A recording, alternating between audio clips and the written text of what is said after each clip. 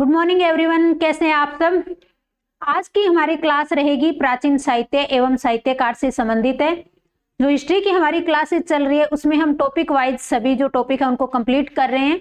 तो जो भी बच्चे आगामी किसी एग्जाम की तैयारी कर रहे हैं वो हमारे चैनल से जुड़ जाइए, क्योंकि जो हम ये सीरीज कर रहे हैं ये आपकी सभी आगामी एग्जाम के लिए बहुत ही महत्वपूर्ण है। तो चलिए क्लास को स्टार्ट करते हैं। फर्स्ट हमारा क्वेश्चन है, इतिहास के पिता की पदवी सही अर्थों में निम्न में से किससे संबंधित है। इतिहास का पिता किसे कहा जाता है? तो ऑप्शन देख लीजिए। ऑप्शन ए है हेरोडोटस, ऑप्शन बी है यूरिपिडीज, ऑप्शन सी है थ्यूसिडाइटिस या फिर सुकरात। कौन हो जाएगा जिसको सही अर्थों में इतिहास का पिता कहा जाता है? तो इसका सही आंसर क्या हो जाएगा? हेरोडोटस। हेरोडोटस को क्या कहा जाता है? इतिहास का पिता। ऑप्शन नंबर ए आपका सही आंसर हो जाएगा। नेक्स्ट क्वेश्चन देख लीजिए। नेक्स्ट हमारा क्वेश्चन है, निम्नलिखित साहित्य की शास्त्रीय पुस्तकों में से कौन गुप्त काल में लिखी गई थी? कौन सी पुस्तकें हैं जो गुप्त काल में लिखी गई थी? ऑप्शन ए है अमरकोश। इसे किसके द्वारा लिखा गया था? अमर सिंह के द्वारा। किसके द्वारा लिखा गया था? अमर सिंह के द्वारा। दूसरा ऑप्शन है कामसूत्र। तो कामसूत्र लिखी गई थी वात्स्यायन के द्वारा। नेक्स्ट है मेघदूत। मेघदूत को लिखा गया था कालिदास के द्वारा। किसके द्वारा लिखा गया था मेघदूत को? कालिदास के द्वारा। और मुद्रा राक्षस लिखी गई थी विशाखदत्त के द्वारा। किसके द्वारा? विशाखदत्त के द्वारा।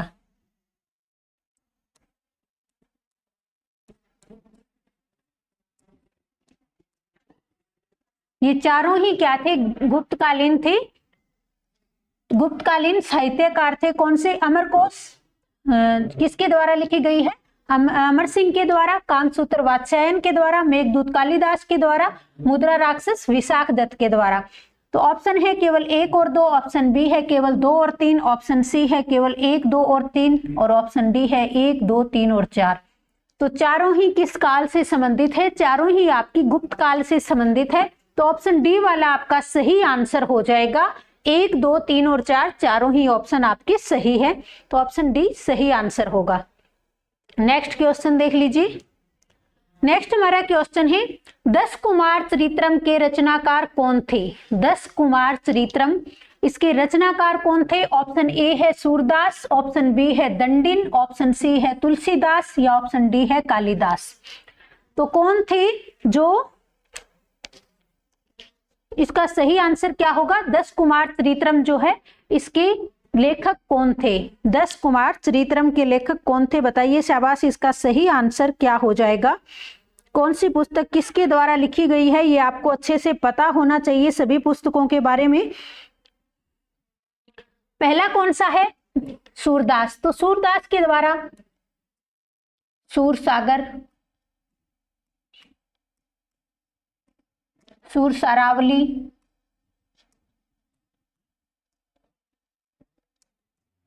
सूरसागर और सूरसारावली किसके द्वारा लिखी गई थी? तो ये लिखी गई थी सूरदास के द्वारा। इसके अलावा साहित्य लहरी भी इन्हीं के द्वारा लिखी गई है। कौन सी? साहित्य लहरी। ये सूरदास की रचनाएं हैं। अगले हैं दंडिन। तो 10 कुमार चरित्रम किसकी है? दंडिन की। ऑप्शन बी आपका सही आंसर हो जाएगा। 10 कुमार चरित्रम के रचनाकार कौन हो जाएंगे? दंडिन हो जाएंगे। तुलसीदास के द्वारा रामचरितमानस थी। कौन सी थी? रामचरितमानस। इसके अलावा इनकी दूसरी रचना थी विनय पत्रिका। ये आपको याद होनी चाहिए। अगर आप इनको 3 से 4 बार अच्छे से याद करते हैं, रिवीजन करते हैं तो आपको अच्छे से याद हो जाएगी। अगले हैं कालिदास। तो कालिदास की कौन सी हो जाएगी? एक तो इनकी थी अभिज्ञान शकुंतलम। कौन सी हो जाएगी? अभिज्ञान शकुंतलम। अभिज्ञान शकुंतलम किसकी थी? तो ये थी कालिदास की। और इसके द्वारा मेघदूत भी किसके द्वारा लिखी गई थी? कालिदास के द्वारा। मैं नोट कर देती हूं यहाँ पे मेघदूत। तो ये इनकी कुछ रचनाएं हैं। तो 10 कुमार चरित्रम किसकी रचना थी? ऑप्शन नंबर बी यानी दंडिन के द्वारा रचित है। कौन सी? 10 कुमार चरित्रम। इसके द्वारा इसके अलावा सूरदास के द्वारा सूरसागर, सूरसरावली, साहित्य लहरी, और तुलसीदास के द्वारा हो जाएगी रामचरित, हो जाएगी रामचरित मानस, विनय पत्रिका। एक इनकी और थी कवितावली, ये भी काफी फेमस थी कवितावली, तुलसीदास द्वारा रचित थी। कालिदास की थी अभिज्ञान संकुतलम, और दूसरी कौन सी हो जाएगी? मेघदूत भी इनकी हो जाएगी। एक इनकी काफी चर्चित मालविकाग्नि मित्र, कौन सी हो जाएगी? मालविकाग्नि मित्र। ये भी आपकी कालिदास की रचना है। तो इसका सही आंसर क्या हो जाएगा? ऑप्शन नंबर बी आपका सही आंसर हो जाएगा। तो चलिए नेक्स्ट क्वेश्चन की ओर बढ़ते हैं। नेक्स्ट हमारा क्वेश्चन है, भारतीय शास्त्रीय संगीत का बाइबल ग्रंथ किसे कहा जाता है? भारतीय शास्त्रीय संगीत का बाइबल ग्रंथ किसे कहा जाता है? ऑप्शन ए है नाट्य शास्त्र को, ऑप्शन बी है सूरसागर को, ऑप्शन सी है नाद विनाद को, या ऑप्शन डी हो जाएगा सूफीनामा को। तो भारतीय शास्त्रीय संगीत का बाइबल ग्रंथ किसे कहा जाता है? तो इसका सही आंसर हो जाएगा नाट्य शास्त्र को। नाट्य शास्त्र को भारतीय शास्त्रीय संगीत का बाइबल ग्रंथ कहा जाता है। ऑप्शन ए वाला आपका सही आंसर हो जाएगा। नेक्स्ट हमारा क्वेश्चन है, कल्हण द्वारा रचित रास तरंगिणी निम्नलिखित में से किससे संबंधित है? तो सबसे पहले तो आपको यहाँ पे ये पता लग गया कि जो रास तरंगिणी है इसके लेखक कौन है? तो इसके लेखक आपके हो जाएंगे कल्हण। ये कई बार एग्जाम में क्वेश्चन पूछा गया है कि रास तरंगिणी के लेखक कौन है? तो कल्हण है। और ये किससे संबंधित है? ऑप्शन देख लीजिए, चंद्रगुप्त के शासन से, ऑप्शन बी है गीतों के संकलन से, ऑप्शन सी है कश्मीर के इतिहास से, या ऑप्शन डी है कृष्णदेव राय के शासन से। कृष्णदेव राय विजयनगर साम्राज्य के एक महान शासक थे। कल्हण द्वारा रास तरंगिणी, तो रास तरंगिणी किसके बारे में है? तो ये कश्मीर के इतिहास के बारे में है। किसके बारे में? कश्मीर के इतिहास के बारे में है। तो ऑप्शन सी वाला आपका सही आंसर हो जाएगा। मोस्ट इंपॉर्टेंट क्वेश्चन है ये, क्योंकि बहुत ही बार एग्जाम में पूछा गया है। कौन सा क्वेश्चन? रास तरंगिणी आपकी किसके बारे में है? तो ऑप्शन सी आपका सही आंसर हो जाएगा। चलिए नेक्स्ट क्वेश्चन की ओर बढ़ते हैं। नेक्स्ट क्वेश्चन में आपको सूचियां दी गई है, सूचियों का मिलान करके सही उत्तर का चयन करना है। जो सूचियां दी गई है दोनों तरफ, एक साइड में और इधर दूसरी सूची दी गई है, इन दोनों सूचियों का मिलान करना है और उसके बाद सही उत्तर का चयन करना है। एक तरफ देख लीजिए क्या लिखा हुआ, विशाखदत्त, दूसरा आपका हो जाएगा वराहमिहिर, तीसरा है चरक और चौथा है ब्रह्मगुप्त। तो विशाखदत्त क्या थे? विशाखदत्त थे एक नाटककार। अभी हमने देखा कि इनकी प्रमुख रचना कौन सी थी? मुद्रा राक्षस। वराहमिहिर ये खगोल विज्ञान से संबंधित थे, चरक आपकी चिकित्सा से संबंधित थे और ब्रह्मगुप्त एक गणितज्ञ थे। कब से? गुप्त काल से संबंधित। तो इसका सही आंसर क्या हो जाएगा? ए का आपका हो जाएगा 2, वराहमिहिर, बी का 3 हो जाएगा, सी का 1 और डी का 4। 2, 3, 1, 4 आपका सही आंसर हो जाएगा। तो इस प्रकार ऑप्शन नंबर सी इसका सही आंसर हो जाएगा। ऑप्शन सी जो है वो आपका सही आंसर हो जाएगा। तो चलिए नेक्स्ट क्वेश्चन को देख लेते हैं। नेक्स्ट हमारा क्वेश्चन है, वराहमिहिर की पंच सिद्धांतिका किस पर आधारित है? जो पंच सिद्धांतिका है ये किसके द्वारा लिखी गई थी? वराहमिहिर के द्वारा लिखी गई थी। ये किस पर आधारित है? ऑप्शन ए है पर्शियन ज्योतिर्विद्या पर, ऑप्शन बी है यूनानी ज्योतिर्विद्या पर, ऑप्शन सी है ईरानी ज्योतिर्विद्या पर, या ऑप्शन डी है मेसोपोटामिया ज्योतिर्विद्या पर। तो अभी हमने देखा था कि जो वराहमिहिर थे एक खगोल विज्ञान से संबंधित थे और ये जो है प्रमुख इनकी पंच सिद्धांतिका है ये यूनानी ज्योतिर्विद्या पर आधारित थी। किसकी थी? वराहमिहिर की। ऑप्शन बी वाला आपका सही आंसर हो जाएगा। यूनानी ज्योतिर्विद्या पर आधारित थी वराहमिहिर की पंच सिद्धांतिका।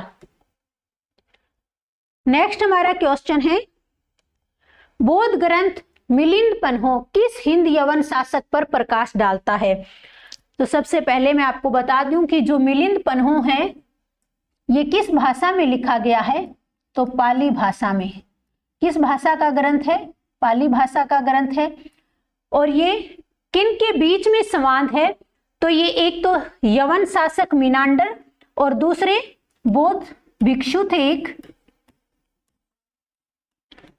जिनका नाम था नागसेन।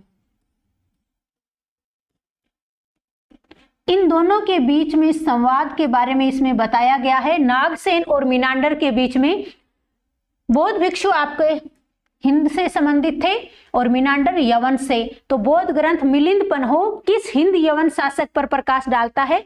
तो हिंद कौन से हो जाएंगे? नागसेन, और यवन शासक आपका हो जाएगा मीनांडर। ऑप्शन सी आपका सही आंसर हो जाएगा। ऑप्शन सी वाला आपका सही आंसर हो जाएगा, मीनांडर।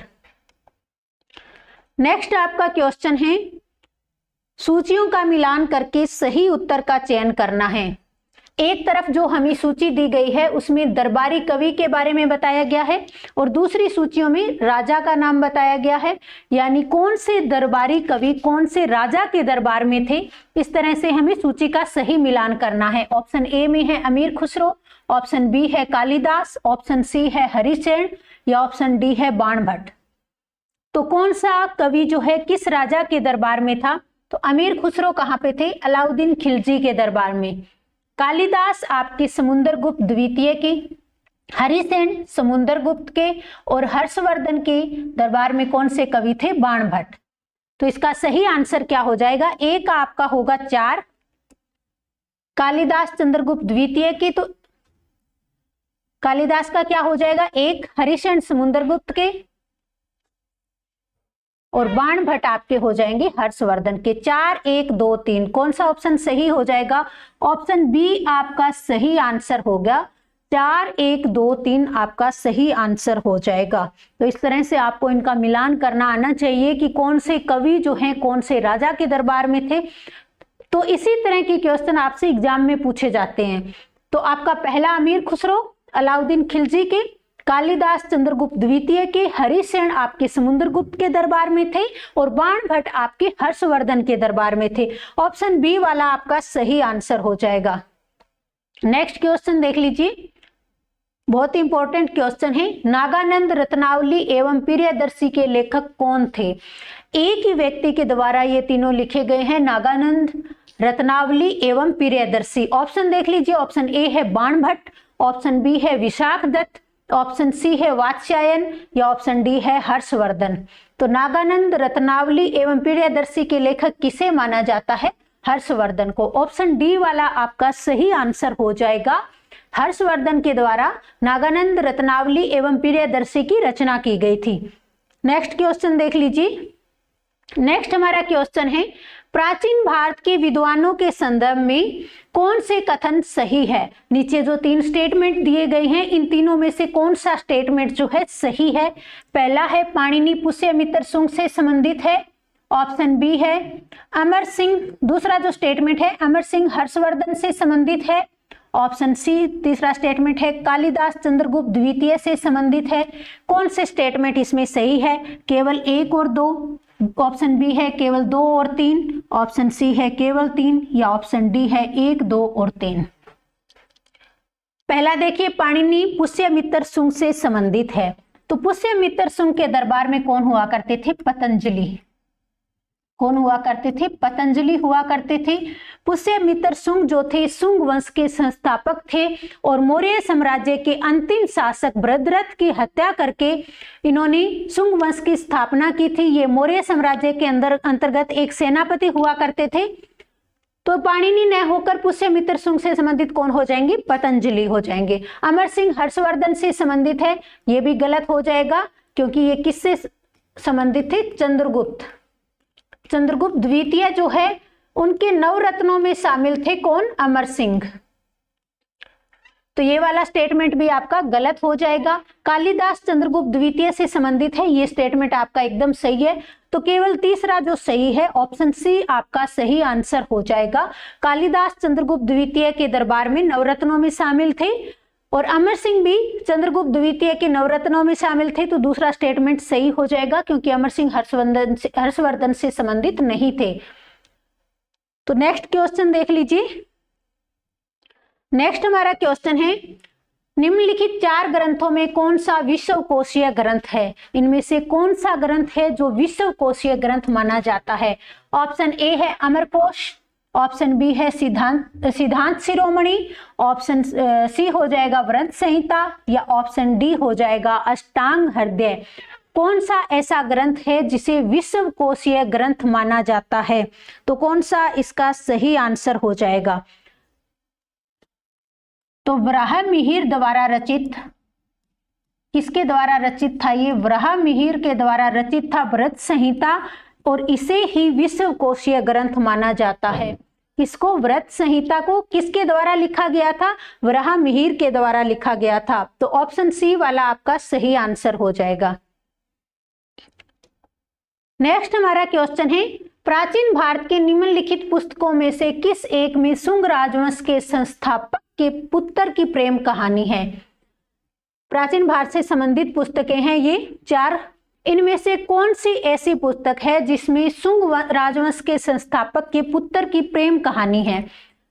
आपको सबसे पहले तो ये पता होना चाहिए कि शुंग राजवंश जो था उसके संस्थापक कौन थे। तो पिछले क्वेश्चन में मैंने आपको बताया था कि मौर्य साम्राज्य के अंतिम शासक बृहद्रथ की हत्या करके पुष्यमित्र शुंग ने शुंग वंश की स्थापना की थी, और उन्हीं के पुत्र अग्निमित्र और उनकी प्रेमिका मालविका, और इन्हीं दोनों के नाम पे मालविकाग्निमित्र है उसकी रचना की गई थी। तो इसका सही आंसर क्या हो जाएगा? ऑप्शन नंबर बी हो जाएगा। इनके पुत्र का नाम क्या था? अग्निमित्र। पुष्यमित्र शुंग के पुत्र का नाम था अग्निमित्र, और उनकी प्रेमिका कौन थी? उनकी प्रेमिका थी मालविका, और उन्हीं के ऊपर ये पुस्तक लिखी गई है जिसका नाम है मालविकाग्निमित्र। ऑप्शन बी वाला आपका सही आंसर हो जाएगा। इन दोनों की प्रेम कहानी के बारे में इस पुस्तक में बताया गया है। नेक्स्ट हमारा क्वेश्चन है, प्राचीन भारत का वह ग्रंथ जिसका 15 भारतीय एवं 40 विदेशी भाषाओं में अनुवाद हुआ था। कौन सा ऐसा ग्रंथ है जिसका 15 भारतीय अलग अलग भाषाओं में और 40 विदेशी भाषाओं में अनुवाद हुआ था? ऑप्शन ए है हितोपदेश, ऑप्शन बी है पंचतंत्र, ऑप्शन सी हो जाएगा कथा सरित सागर, या ऑप्शन डी हो जाएगा शकुंतला। कौन सा इसका आपका सही आंसर हो जाएगा? पंचतंत्र जो है विष्णु शर्मा के द्वारा लिखा गया था। किसके द्वारा लिखा गया था? विष्णु शर्मा के द्वारा, और इसी का 15 भारतीय और 40 विदेशी भाषाओं में अलग अलग भाषाओं में अनुवाद हुआ था। किसका? पंचतंत्र का। और किसके द्वारा लिखित है? विष्णु शर्मा के द्वारा। ऑप्शन बी वाला आपका सही आंसर हो जाएगा। कौन सा हो जाएगा? Option number B. नेक्स्ट हमारा क्वेश्चन है, निम्नलिखित में से कौन बीजगणित के क्षेत्र में अपने योगदान के लिए विशेष रूप से जाना जाता है? बीजगणित के क्षेत्र में ऑप्शन ए है आर्यभट्ट, ऑप्शन बी है ब्रह्मगुप्त, ऑप्शन सी है भास्कर, या ऑप्शन डी है विज्ञानेश्वर। तो कौन सा इसका सही आंसर हो जाएगा? निम्नलिखित में से कौन बीजगणित के क्षेत्र में अपने योगदान के लिए विशेष रूप से जाना जाता है? ऑप्शन देख के सही आंसर देंगे शाबाश। कौन सा इसका सही आंसर हो जाएगा?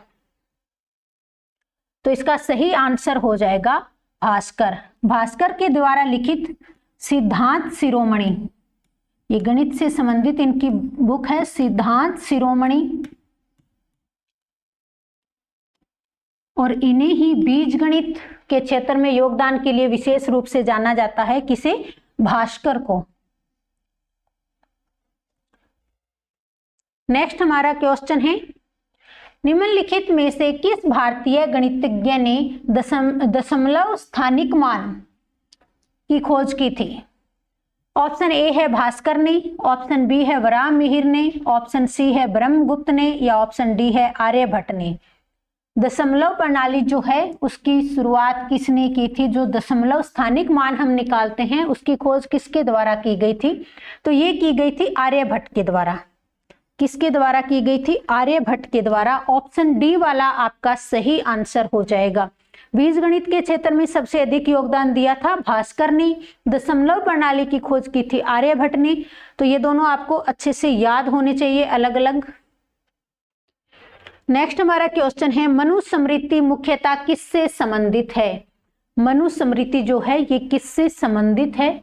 ऑप्शन ए है समाज व्यवस्था से, ऑप्शन बी है कानून से, ऑप्शन सी है अर्थशास्त्र से, ऑप्शन डी है राज्य कार्य पद्धति से।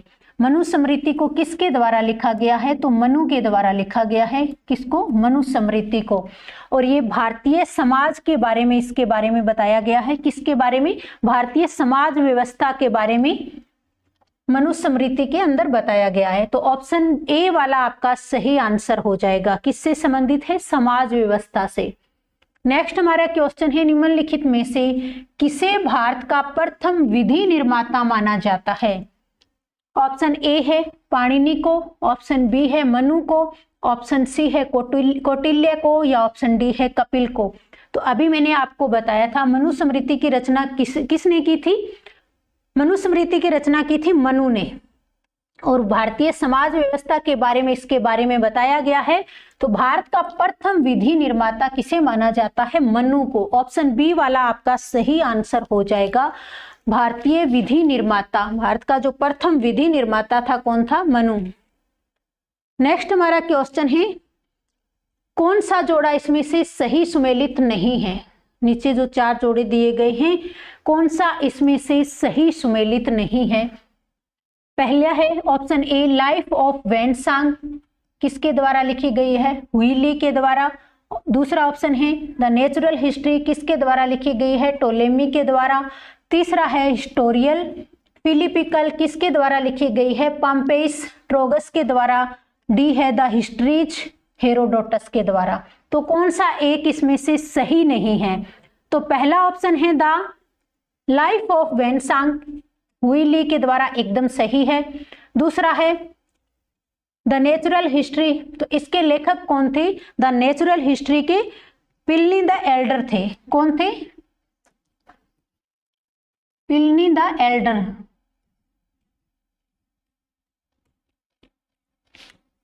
तो दूसरा जो है इसमें आपका गलत हो गया। तो यही आपको बताना है कि कौन सा एक सही नहीं है, यानी कौन सा एक गलत है। तो द नेचुरल हिस्ट्री किसके द्वारा लिखी गई है? प्लिनी द एल्डर के द्वारा लिखी गई है। ऑप्शन बी वाला आपका सही आंसर हो जाएगा। बाकी तीनों स्टेटमेंट सही है। हिस्टोरियल फिलिपिकल पाइपेस ट्रोगस के द्वारा लिखी गई है। द हिस्ट्रीज आपकी हेरोडोटस के द्वारा लिखी गई है। तो ऑप्शन बी वाला आपका सही आंसर हो जाएगा। नेक्स्ट हमारा क्वेश्चन है, निम्न में से सबसे प्राचीन वाद्य यंत्र कौन सा है? कौन सा ऐसा यंत्र है इन चारों में से जो सबसे प्राचीन है? ऑप्शन ए है सितार, ऑप्शन बी है वीणा, ऑप्शन सी है सरोद, ऑप्शन डी है तबला। इनमें से 3 वाद्य यंत्र कौन कौन से? सरोद, तबला और सितार। ये किससे संबंधित है? मध्यकाल से। ये तीनों ही मध्यकाल से संबंधित है।